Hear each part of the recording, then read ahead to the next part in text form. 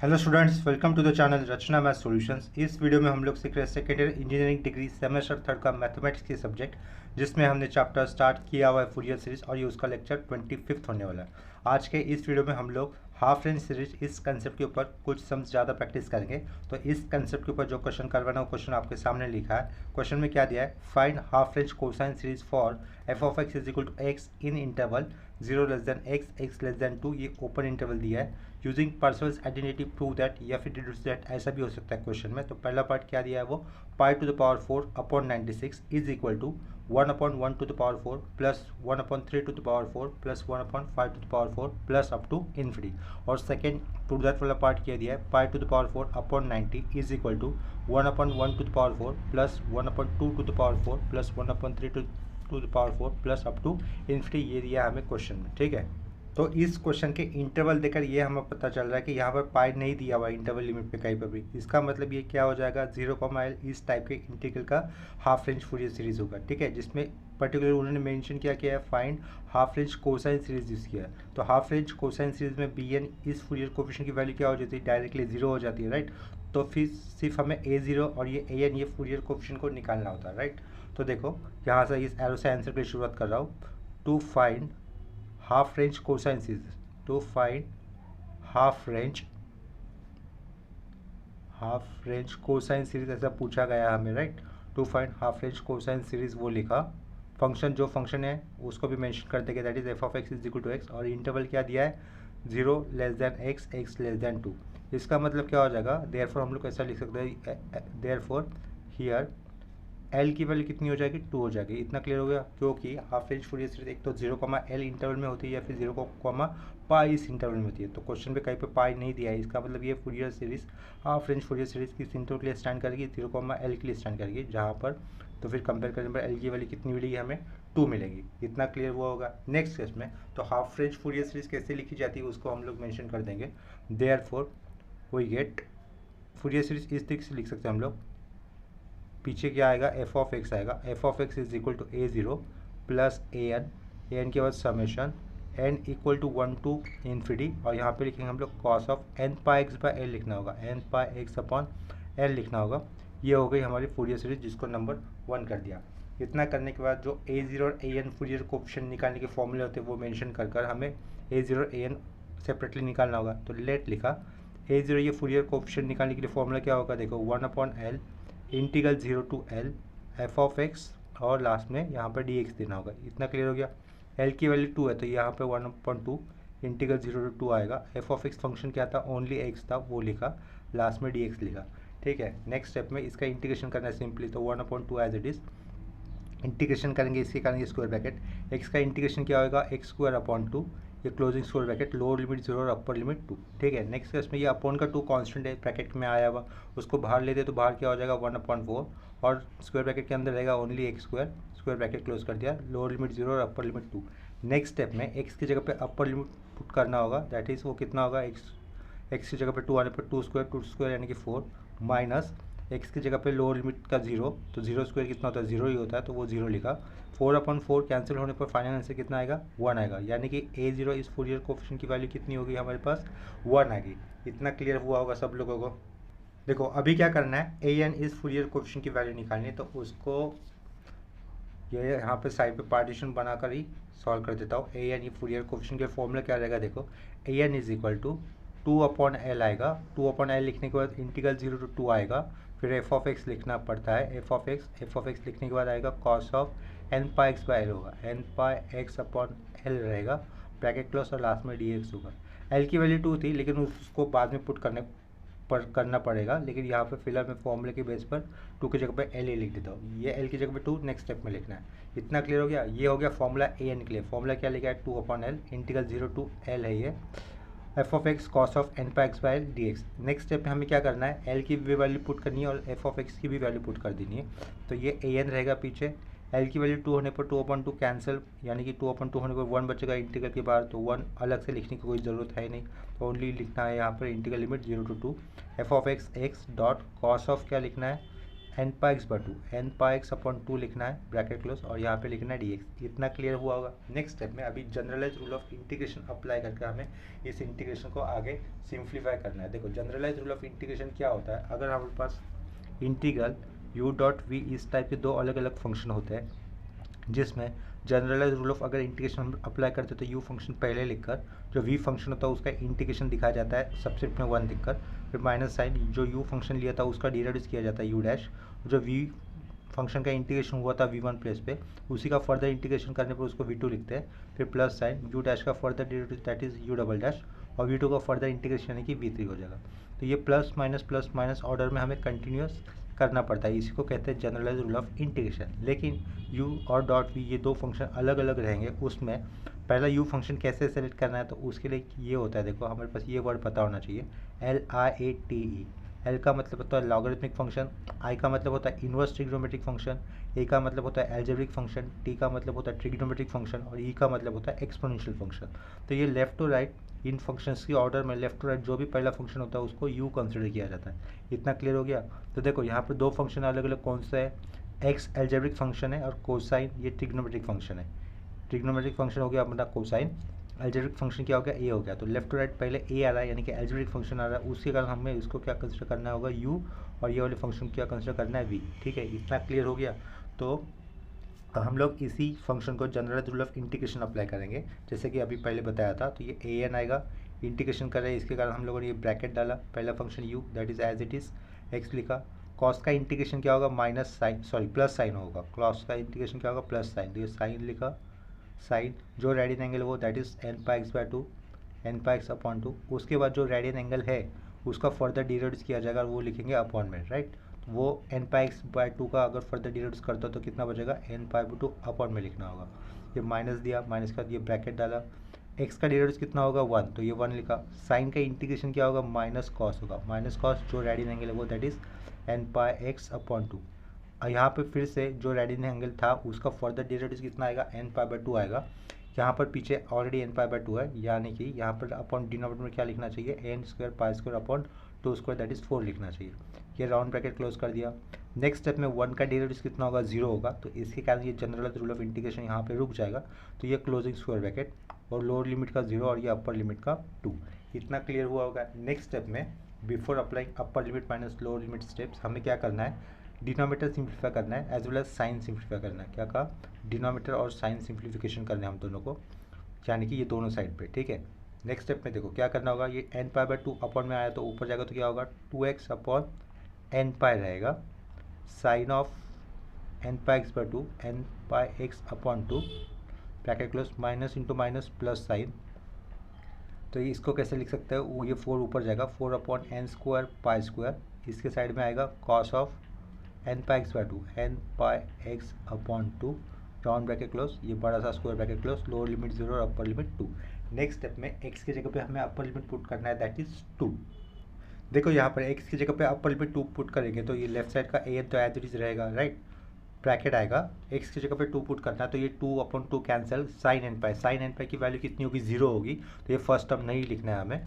यहाँ पर x की जगह पे 2 पुट करने पर 2 will get cancel, cos N pi रहेगा, कॉस एन पाई की वैल्यू होती है -1 टू द पावर n, तो उसके बाजू में टर्म क्या है 4 upon N square pi square, तो ये 4 upon N square pi square लिखा, ये -1 टू द पावर n भी रहेगा। अपर लिमिट पुट करने पर ये एक ही टर्म मिलेगा, उसके बाद माइनस देना है और माइनस के बाद ब्रैकेट डालना है। ठीक है, तो माइनस के बाद ये ब्रैकेट भी डाल दिया। x की जगह पे 0 प्लेस करूँगा तो ये पूरा टर्म 0 हो जाएगा। x की जगह पे 0 पुट करने पर यहाँ पर cos 0 होगा 1 के बाजू में ये रहेगा 4 upon N square pi square, यानी कि यहाँ पे क्या लिखेंगे हम लोग 4 upon N square pi square round bracket close, ये closing square bracket. Next step में an तो एज इट इज रहेगा लेफ्ट साइड में। इन स्क्वायर ब्रैकेट के अंदर कौन सा टर्म कॉमन है जिसको हम लोग बाहर ले सकते हैं, स्क्वायर ब्रैकेट के बाहर 4 upon N square pi square, this is the common term which I can take outside from this square bracket. So 4 upon N square pi square will be as it is, मतलब taken outside from this square bracket, और bracket के अंदर क्या रहेगा -1 to the power n -1, और यहाँ पर square bracket close कर दिया। ठीक है, ये हो गया हमारा an इस फूरियर कोफिशिएंट की वैल्यू। इसके बाद फूरियर सीरीज लिखने के लिए हमें सिर्फ a0 और ये an इन फूरियर कोफिशिएंट की रिक्वायरमेंट थी, राइट। तो हम लोग इसके बाद लिख सकते हैं therefore Fourier series can be written as follows.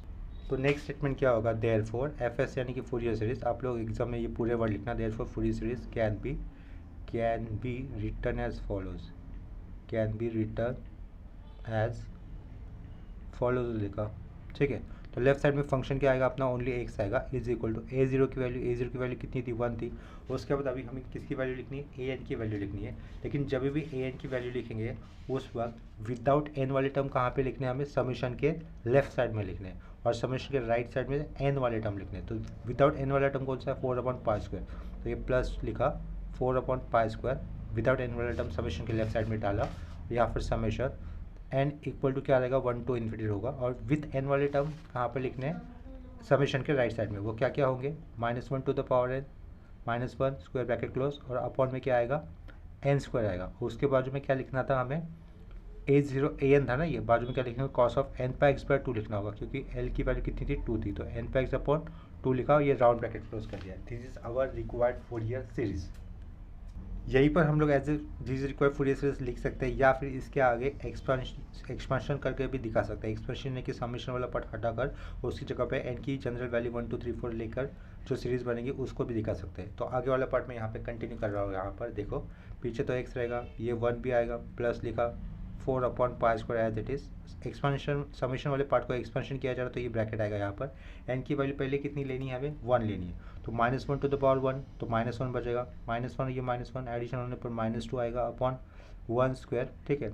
ये कैसे रहेगा, cos of πx/2, cos of πx/2 हो जाएगा, ब्रैकेट क्लोज। नेक्स्ट स्टेप में अभी n की वैल्यू 2 लेने पर देखो, -1 का स्क्वायर कितना होगा, +1, +1 -1 0, तो इवन नंबर होने पर ये सीरीज़ के अंदर कोई भी टर्म एग्जिस्ट नहीं करेंगे, सिर्फ ऑड नंबर होने पर सीरीज़ के अंदर के टर्म एग्जिस्ट करेंगे। नेक्स्ट टर्म क्या बनेगा, -2/3² cos ऑफ 3 लिया था ना, तो 3πx/2, ठीक है। नेक्स्ट टर्म क्या होगा, -2/5² cos ऑफ 5πx/2, ठीक है। तो ये ऐसी सीरीज़ कंटिन्यूस होते जाएगी। तो ये है हमारी रिक्वायर्ड फोरियर सीरीज। तो लास्ट में इसको भी रिक्वायर्ड फोरियर सीरीज मेंशन करने से पहले और एक पॉइंट बनता है, क्या, स्क्वायर ब्रैकेट के अंदर जो -2 आ रहा है ना उसको हम लोग बाहर ले सकते हैं, ठीक है। ये पॉइंट बनता है ना दिस रिक्वायर्ड फोरियर सीरीज लिखने से पहले। तो ये 1 -2, ये -2 और ये -2 कंप्लीटली हम लोग ब्रैकेट के बाहर ले सकते, तो 4 × -2 -8 हो जाएगा अपॉन π², राइट। और ब्रैकेट के अंदर क्या बचेगा, 1/1² cos ऑफ πx/2 होगा, πx/2 होगा, round bracket close, plus 1/3² cos of 3πx/2 होगा यहाँ पर, और plus 1/5² cos of 5πx/2 up to ये plus plus up to infinity. इतना क्लियर हुआ होगा। अभी हम लोग लास्ट में लिख सकते हैं this is required Fourier series, this is required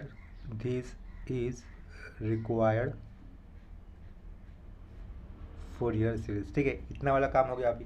हाँ, इसके बाद हमारे प्रूव दैट पार्ट में एक बड़े वाले पार्ट पूछे गए थे। देखो बड़े वाला पार्ट यानी कि π⁴/96 बड़ा नंबर दिख रहा है ना, उसके अलावा π⁴/90 ये भी बड़ा वाला नंबर दिख रहा है। जब भी हमें प्रूव दैट वाले पार्ट में या फिर डिड्यूस दैट वाले पार्ट में इस तरीके से बड़े वाले नंबर आते हैं π⁴ या फिर π⁴, तो उस केस में हमें पार्शियल्स आइडेंटिटी यूज़ करनी होती है अपने गिवन इंटरवल पे। इसका मतलब हमें क्या यूज़ करना है, यहाँ पर पार्शियल्स आइडेंटिटी यूज़ करनी है in the interval 0, L type, ठीक है। तो नेक्स्ट स्टेटमेंट में लिखना होगा by using Parseval's identity, by using Parseval's identity in the interval क्या 0, L, ठीक है। तो L तो 2 था, 0, L टाइप, ठीक है। तो Parseval's identity in the interval 0, L type क्या होती है, देखो 1/L लिखना पड़ता है पीछे, फिर आता है integral 0 to L f of x जो भी रहेगा वो उसका स्क्वायर, और फिर dx is equal to half आएगा, समेशन आएगा, और यहाँ पे लिखना पड़ता है bn², ठीक है। इतना क्योंकि ये हाफ रेंज कोसाइन सीरीज के लिखना था हमें, सॉरी राइट साइड में हाफ समेशन bn² नहीं होगा, ये तो हाफ रेंज साइन सीरीज के हो जाएगा राइट साइड वाले पर। राइट साइड में ये नहीं रहेगा, राइट साइड में इसको मिटाना पड़ेगा, ठीक है। तो राइट साइड में क्या आएगा, a0 plus half summation an² आएगा। इतना क्लियर हो गया। This is our Parseval's identity in the interval 0, L। इतना क्लियर हो गया। ये a0 plus half summation an² लिखा है, राइट। इतना क्लियर हो गया। इसको नंबर किया 2, फर्स्ट नंबर में हम लोगों ने फूरियर सीरीज लिखी थी जनरल, और वहाँ पे क्वेश्चन नंबर 1 दिया था, ये हो गया फिर हमारा 2 फूरियर सीरीज का। यहाँ पर LHS और RHS ये दोनों पार्ट ऑलरेडी प्रूव होते हैं पार्सेवल्स आइडेंटिटी के अंदर अपने दिए हुए गिवन इंटरवल पे। ये LHS पार्ट और ये RHS पार्ट ऑलरेडी इक्वल होता है, प्रूव होता है, ठीक है। तो हम लोग यहाँ से LHS वाला पार्ट उठा देंगे, ठीक है। तो देखो यहाँ पर LHS वाला पार्ट क्या है लिखने के लिए, 1/L integral 0 to L f(x) as it is ले लिया, उस जो भी f(x) है उसका स्क्वायर है, और dx ये वाला ले लिया part, is equal to L की वैल्यू कितनी थी 2 थी, तो यहाँ पे लिखा 1/2 इंटीग्रल 0 to 2 हो जाएगा। f(x) फंक्शन क्या था अपने आप में, x था, तो x का स्क्वायर करेंगे तो क्या बचेगा, ओनली x स्क्वायर, आगे का dx। नेक्स्ट स्टेप में ये 1/2 एज इट इज़ इंटीग्रेशन करेंगे तो क्या होगा, x स्क्वायर का इंटीग्रेशन कितना आएगा, x³ upon 3 closing square bracket lower limit 0 अपर लिमिट 2। नेक्स्ट स्टेप में 3 2 जा 6, तो 3 को बाहर ले लिया, ब्रैकेट के अंदर रहेगा x³ ओनली, लोअर लिमिट 0 अपर लिमिट 2, तो x की जगह पे 2 पुट करेंगे तो कितना होगा 8 और -0³ यानी कि 0 रहेगा, तो फाइनल आंसर कितना होगा 1/6 इंटू 8। नेक्स्ट स्टेप में 8/6 करने पर आंसर कितना मिलेगा हमें 4/3। ये 4/3 वैल्यू किसके लिए आई है, LHS वाला पार्ट। LHS वाला पार्ट किसका, पार्सेवल्स आइडेंटिटी का, ये LHS वाला पार्ट हमें मिला। अभी हम लोग पार्सेवल्स आइडेंटिटी का राइट हैंड साइड वाला पार्ट कैलकुलेट करेंगे। तो राइट साइड वाला पार्ट मैं यहाँ पे साइड में लिख देता हूँ, पार्टीशन देकर RHS वाला पार्ट पार्सेवल्स आइडेंटिटी का राइट साइड में बना देता हूँ। देखो ये लिखा RHS में क्या टर्म थे पार्सेवल्स आइडेंटिटी के अंदर, A0 था प्लस हाफ समेशन AN का होल स्क्वायर, ये AN का होल स्क्वायर, राइट। तो देखो ये RHS फिर से लिखा है, A0 कितना आया था अपना 1 आया था, 1 प्लस हाफ लिखा, उसके बाद जो भी AN टर्म था ये समेशन लिखा, जो भी AN टर्म था उसका क्या करना है, हमें स्क्वायर करना है। देखो AN क्या आया था हमारा 4/n² पाई स्क्वायर, और ब्रैकेट के अंदर -1 to the power n -1 और ब्रैकेट क्लोज किया ना, तो इसी टर्म को हमें स्क्वायर देकर लिखना है, ठीक है। तो 4 का स्क्वायर कितना होगा 16, तो ये पहले तो AN लिख देता हूँ जनरली, समेशन के बाद AN लिख देता हूँ, that is 4/n² pi square, square bracket के अंदर -1 to the power n -1, ये स्क्वायर ब्रैकेट क्लोज, इस सबको करली ब्रैकेट में लिखा और इस करली ब्रैकेट का स्क्वायर दिखा दिया, ठीक है। इतना क्लियर है। नेक्स्ट स्टेप में देखो आप ये समेशन में कैसा रहेगा, n is equal to 1 to up to infinity होने वाला है। नेक्स्ट स्टेप में पीछे का RHS एज इट इज लिखा हमने, इज इक्वल टू 1 प्लस ये 1/2 एज इट इज, समेशन भी as it is, n is equal to 1 to infinity, 4 का स्क्वायर कितना होगा 16, और नीचे क्या आएगा n to the power 4 pi to the power 4 हो जाएगा, और ये -1 to the power n -1 उसको स्क्वायर कर दिया, ठीक है।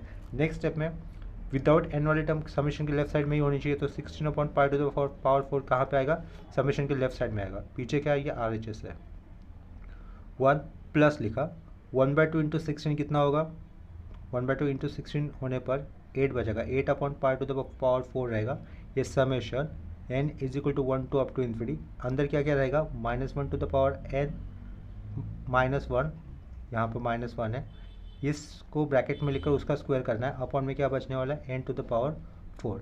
इतना क्लियर हो गया। नेक्स्ट स्टेप में अभी हम लोग क्या करेंगे, इसको जनरलाइज कर देंगे, ठीक है। तो देखो RHS क्या होगा अपना, फिर से RHS इज इक्वल टू ये तो 1 आएगा प्लस 8/पाई to the power 4, bracket summation वाले पार्ट को एक्सपांड करें तो ये ब्रैकेट आएगा, n की वैल्यू पहले 1 लेंगे, तो n की वैल्यू 1 है, -1 to the power 1 -1 और ये -1 कितना हो जाएगा -2, और -2 का स्क्वायर करने पर कितना होगा +4, अपॉन में क्या हो जाएगा, n की वैल्यू 1 ली थी तो ये 1 to the power 4। Next case में n की वैल्यू लेंगे अभी 2, तो -1 to the power 2 +1 -1 0, तो इवन नंबर्स का जब भी पावर रहेगा तब कुछ समेशन के अंदर कोई भी टर्म्स नहीं आने वाला, सिर्फ ऑड नंबर्स का पावर होने पर ही समेशन के अंदर टर्म आएगा।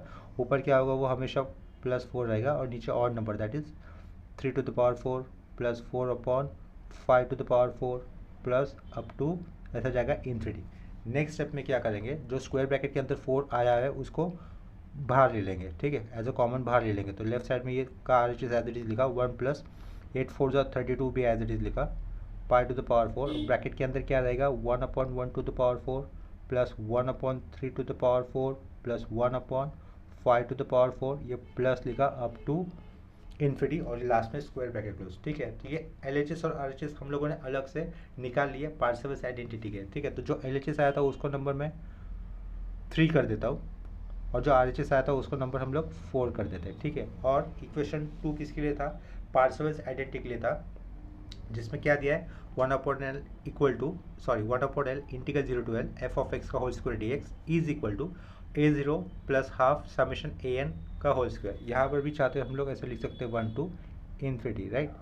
ये क्या लिखा 1 to इन्फिनिटी लिखा सिंपली, इसका मतलब n ही है। देखो इक्वेशन 2 में क्या लिखा है 1/L integral 0 to L f of x का होल स्क्वायर dx, जिसकी वैल्यू हम लोगों ने निकाली है इस LHS की, वो कितनी आई थी 4/3 आई थी।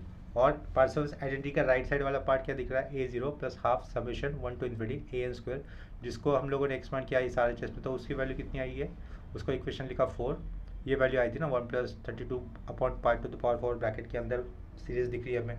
तो हम लोग फ्रॉम 2, 3 एंड 4 क्या करेंगे इक्वेट करेंगे, और इक्वेट कर इस LHS को इस RHS के साथ लिख सकते हैं, राइट। तो क्या लिखना होगा नेक्स्ट स्टेप में, from equation 2, 3, 4 we can write. Next step में लिखना है फ्रॉम इक्वेशन 2, 3, 4 वी गेट, ऐसे लिख देता हूँ 2, 3 एंड 4 वी गेट, क्या मिलेगा, ये LHS वाला पार्ट पार्सेवल्स आइडेंटिटी का हमें डायरेक्टली इसके साथ इक्वेट करना है। तो लेफ्ट साइड पे क्या लिखेंगे हम लोग 4/3 लिखेंगे, ये 4/3 लिखा इज इक्वल टू 1 प्लस 32/π⁴ आएगा, और ब्रैकेट में ये series that is 1/1⁴ plus 1/3⁴ plus 1/5⁴ plus up to infinity, ठीक है। इतना क्लियर हो गया। नेक्स्ट स्टेप में बस हमें इसका अभी सिंप्लीफिकेशन करना है। ये +1 लेफ्ट साइड में आएगा तो क्या होगा, माइनस होगा, तो 4/3 - 1 इज इक्वल टू 32/π⁴, ब्रैकेट के अंदर का term as it is 1/1⁴ plus 1/3⁴ plus 1/5⁴ plus up to infinity, ठीक है। तो 4/3 - 1 करने पर आंसर कितना आएगा 1/3 आएगा सिंपली, ठीक है। तो ये 1/3 लिखा इज इक्वल टू 32/π⁴, ब्रैकेट के अंदर 1/1⁴ plus 1/3⁴ plus 1/5⁴ plus up to infinity, ठीक है। नेक्स्ट स्टेप में देखो ये π⁴ अपॉन में राइट साइड में, लेफ्ट साइड में जाएगा तो ऊपर जाएगा, और ये 32 नीचे आएगा, लेफ्ट साइड में आता है तो नेक्स्ट स्टेप में क्या लिख सकते हैं π⁴ अपॉन 3 × 32 कितना होगा 96, राइट। तो राइट साइड में क्या लिखेंगे हम लोग, सीरीज का बचा हुआ टर्म दैट इज, ब्रैकेट लिखने की भी ज़रूरत नहीं राइट साइड में, लेकिन अभी मैंने पुट किया ओपनिंग में तो यहाँ पर ब्रैकेट में लिख देता हूँ, ठीक है। तो यही तो हमें प्रूव दैट करना था ब्रैकेट के अंदर, हैंस प्रूव या फिर हैंस डिड्यूस दैट वाला पार्ट हो गया अपना, हैंस ये क्या लिखा प्रूव लिख दिया। इसके बाद हमें सेकेंड वाला पार्ट भी पूछा था, जिसमें क्या था लेफ्ट साइड में π⁴/90 था, और राइट साइड में 1/1⁴ प्लस 1/2⁴, इस तरीके से था ना सीरीज। तो हम लोग देखो कैसे कर सकते हैं इसको, लेट लिखा, ये लेट लिखा, जो प्रूव दैट वाले पार्ट क्वेश्चन में दिया था उसको मैं क्या मान लेता हूँ एस मान लेता हूँ, ठीक है। यानी कि देखो प्रूव दैट वाला पार्ट ये था ना हमारे पास क्वेश्चन में, ये जो भी लिखा है ना ये अंडरलाइन किया मैंने, वो मुझे किसके बराबर दिखा था π⁴/90 के इक्वेट करना है ना। तो हम लोग क्या करेंगे, ये जो अंडरलाइन किया उसको पहले से ही अपनी तरफ से एस मान लेंगे, ठीक है। तो let S is equal to क्या किया मैंने 1/1⁴ प्लस 1/2⁴ प्लस 1/3⁴ प्लस 1/4⁴ प्लस 1/5⁴, ऐसा ही होगा ना सीरीज, तो प्लस अप टू इन्फिनिटी तक जाने वाला है, राइट। तो लेफ्ट साइड का ये एस है जिसको हम लोगों ने ये वाला सीरीज कंसिडर किया हुआ है, तो वहाँ पर ऑड नंबर का सीरीज मैं बना देता हूँ, उसको एक ब्रैकेट में लिख देंगे। तो वो सीरीज क्या होगा ऑड नंबर का 1/1⁴ plus 1/3⁴ plus 1/5⁴ plus up to infinity, उसको एक ब्रैकेट में लिखा, प्लस लिखा, उसके बाद इवन नंबर्स का सीरीज उसके उसी बाजू में ऐड कर देंगे। तो 1/2⁴ प्लस 1/4⁴ प्लस 1/ क्या रहेगा 6⁴ होगा, और ये प्लस कैसे रहेगा अप टू इन्फिनिटी रहेगा, उसको भी एक दूसरे ब्रैकेट में लिख दिया। इतना क्लियर हो गया। नेक्स्ट स्टेप में देखो ये लेफ्ट साइड को तो ऐसा एज इट इज़ है, ये जो पहला राउंड ब्रैकेट के अंदर आया है वो क्या है 1/1⁴ plus 1/3⁴ plus 1/5⁴ plus up to infinity, जिसी को हम लोग π⁴/96 प्रूव किया हुआ है ना ऑलरेडी। तो ये वाला round bracket will get replace by this value that is π⁴/96। तो ये वाला bracket replace by its equivalent value that is π⁴/96। इतना क्लियर हुआ होगा। प्लस लिखा, राइट साइड में ब्रैकेट में सिर्फ इवन टर्म दिख रहे हैं जिसमें हमें, उसी में से मैं डिनोमिनेटर में किसको कॉमन ले रहा हूँ 1/2 को बाहर ले लिया, क्या ले लिया, अपॉन में से 2 को बाहर ले लिया, तो पहला टर्म क्या रहेगा 1/1 1 करने पर 1 ही बचने वाला है ना, तो उसको 1/1 की नोटेशन में लिखा। इतना क्लियर है। नेक्स्ट स्टेप में 4 है, वो टर्म क्या है 4 है। 4 को हम लोग इस तरीके से लिख सकते हैं, देखो 4 4 टाइम्स इंटू होगा ना पावर 4 होने के कारण, 4 लेकिन हर एक 4 के अंदर क्या है 2 है, ये 2 है, ये 2 है, और यहाँ पर भी 2 है, राइट। हर एक 4 के अंदर 2 होगा। इसमें से हम लोग ये पहला वाला वापस पहला वाला, यहाँ पर वापस पहला वाला, वापस पहला वाला, 2 बाहर लेंगे तो क्या बचेगा 2 ये बचेगा ना। इसका मतलब 4 में से 2 बाहर लेने पर क्या बचेगा 1/2 बचेगा। इतना क्लियर हो गया। इसी तरीके से हम लोग 6 में से भी 2 बाहर लेना है। देखो 6 हम लोग इस तरीके से स्प्लिट कर सकते हैं, राइट। 6 को 4 बार इंटू कर, लेकिन एक 6 कैसा मिलेगा हमें 3 × 2 करने पर, ये 3 6 कैसा मिलेगा, दूसरा वाला 3 × 2 करने पर, तीसरा वाला 6 कैसा मिलेगा 3 × 2 करने पर, और लास्ट वाला 6 कैसे मिलेगा 3 × 2 करने पर। इसमें से हम लोग 2 कॉमन बाहर लेंगे, यानी कि ये आएगा बाहर, ये आएगा बाहर, ये आएगा बाहर, ये आएगा बाहर, ठीक है। तो ये 2 और ये 2 अगर बाहर आता है तो अंदर क्या बचेगा 3 यानी कि अंदर रहेगा 3 बचेगा, राइट।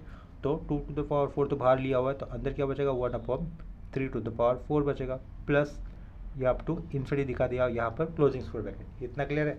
नेक्स्ट स्टेप में ये पीछे का S as it is equal to π⁴/96 plus 1/2 होता है कितना 16, ठीक है। और ये देखो इस ब्रैकेट को ऑब्जर्व करो, ये जो स्क्वायर ब्रैकेट है उसको ऑब्जर्व करने पर ये तो वही टर्म मिल रहा है जिसको हम लोगों ने एस माना था, राइट। तो यहाँ पर हम लोग इस ब्रैकेट की जगह पे क्या देंगे, उसका नाम दे देंगे एस। नेक्स्ट स्टेप में सिर्फ बेसिक अलजेब्रा वाला सिंप्लीफिकेशन होगा। ये s/16 है, लेफ्ट साइड में जाएगा तो क्या होगा माइनस होगा, तो s माइनस s/16 लिखा। राइट साइड में क्या बचेगा π⁴/96। नेक्स्ट स्टेप में क्रॉस मल्टीप्लिकेशन करने पर क्या बचेगा 15s/16, right, is equal to π⁴/96 होगा। इसके आगे वाले स्टेप में ये 16 ऊपर जाएगा 15 नीचे, यानी कि पीछे क्या बचेगा ओनली s बचेगा, π⁴/96 इंटू 16/15, ठीक है। नेक्स्ट स्टेप में देखो 16 6 कितना होता है 96 होता है, यहाँ पर 6 है और 15 6 कितना होगा 90 होगा, यानी कि हमें क्या मिलेगा s इज इक्वल टू π⁴/90 मिल जाएगा, राइट। तो इसके नेक्स्ट स्टेप पे हम लोग क्या करेंगे, राइट साइड का टर्म लिखेंगे लेफ्ट में और लेफ्ट साइड का टर्म लिखेंगे राइट में। तो राइट साइड का टर्म क्या है π⁴/90, इसको लिखा लेफ्ट में, और राइट साइड का s हमें लेफ्ट साइड का s हमें राइट साइड में लिखना है। और लेकिन s का मतलब क्या था, s का मतलब ये था ना, ये सीरीज थी ना, s का मतलब ये वाली सीरीज, तो वही सीरीज लिख देंगे 1/1 प्लस 1/2 राइट।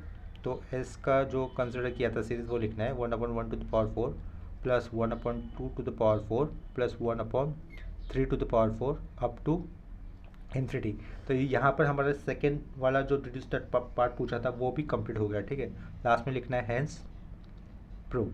इतना क्लियर हो गया। देखो अब तक ये 28-29 मिनट्स हुए रहेंगे पहले ही सम को। इसी तरीके से लंबे लंबे सम होते हैं फूरियर सीरीज में, उसको आराम से सॉल्व करना होता है। तो आज के इस सम के साथ हम लोग यहीं पे रुक जाते हैं। अगर आज के लिए सम में या फिर कंसेप्ट में कहीं पर भी डाउट है तो मुझे कमेंट सेक्शन में इन्फॉर्म कर देना। अगर वीडियोस आपको अच्छे लग रहे तो प्लीज़ वीडियोस को लाइक कर दो। अगर वीडियोस आपको हेल्पफुल लग रहे होंगे तो उसको अपने फ्रेंड के साथ शेयर भी कर देना। और चैनल पे नए हो तो प्लीज़ चैनल को सब्सक्राइब कर दो। मिलते हैं नेक्स्ट लेक्चर में, तब तक के लिए बाय और टेक केयर।